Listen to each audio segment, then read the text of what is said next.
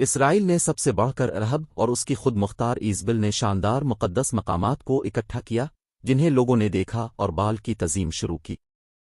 حضرت سلیمان علیہ السلام کے دور میں بنی اسرائیل کا دائرہ عروج پر تھا کا قیام عمل میں لایا گیا، جبکہ شمالی فلسطین میں اسرائیل کے نام سے ایک مختلف ریاست قائم کی گئی۔ اس وقت لبنان کی موجودہ شہزادی ایزابیل کی فضیلت کے بارے میں افواہیں گھیرے ہوئے خطوں میں معمول کی بات تھی، چنانچہ اسرائیل کا رب جس کا نام اخب تھا اسے پکڑ کر اسرائیل لایا گیا۔ اس وقت لبنان اور شام میں بال کی تعظیم کی جاتی تھی۔ مزید یہ کہ اپنی خود مختار اور شریک حیات ایزبل کے تاثرات پر آ کر وہ بال سے محبت کرنے لگا۔ احب نے اسرائیل کے دار الحکومت سامریہ میں بال کے غیر معمولی اور روشن مقدس کو جمع کیا۔ اس واقعہ کے بعد عقیدت مندوں کا حوصلہ پست ہو گیا تھا۔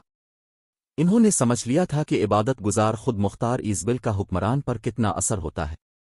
وہ خوشگوار ہونے کے ساتھ ساتھ ناقابل یقین حد تک خوش بھی تھی۔ اس مقام سے آگے اللہ تعالیٰ نے حضرت الیاس کو اپنا نبی بنا کر بنی اسرائیل میں بھیجا۔ حضرت الیاس شہر جلد کے رہنے والے تھے۔ اسے اچھی کتاب میں علیہ کے طور پر حوالہ دیا گیا ہے۔ بیل کے حرم میں اس کے نام پر بہت سے تپسیا کیے گئے، لیکن آخر تک بھوک اتنی حیرت انگیز نکلی۔ یہ افراد لوٹ مار کے لیے آئے، یہاں تک کہ حکمران کی شاہی رہائش گاہ پر حملہ کیا گیا اور اس کے چند ٹکڑے جلا دیے گئے۔ تاہم خود مختار ایزبل اور بال کے وزراء اس سے غیر معمولی طور پر مایوس ہوئے۔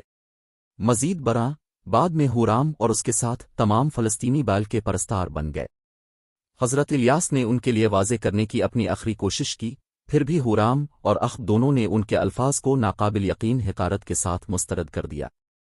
اس وقت اسرائیل کے لیے نظم و ضبط کی باری تھی، اور ہدہ کے مضافات میں وحشی قبیلے موجود تھے جو کبھی کبھار بیابانوں پر حملہ کرتے تھے، تاہم اس وقت وہ کافی زیادہ قابل ذکر ہو چکے تھے کہ انہوں نے ہدہ کا پیچھا کیا، پورے شہر کو لوٹ لیا، پورے شہر کو ایک میچ ڈال دیا۔ اخب اور اس کا بچہ مارا گیا، جبکہ خود مختار ایزبل جو اپنی یکجہتی اور فضیلت کے لیے مشہور تھی، پھر بھی جب اس نے بالٹی کو لات ماری تو 1 ٹن فخر تھا۔ اس کے جسم میں ایک لانس پکڑا گیا تو لوگوں نے یہ منظر اپنی آنکھوں سے دیکھا کہ کئی جنگلی کینائن اس کے جسم کو کھا رہے تھے۔ پیارے ساتھیوں، بزرگ یرمیہ نے اپنے مصائب کے وقت، اپنی موت کے وقت جو کچھ دیا، نہ اس کے دیوتا بال، نہ اس کی فوج اور نہ ہی اس کی عظمت اس کے لیے کسی کام کی نہیں تھی۔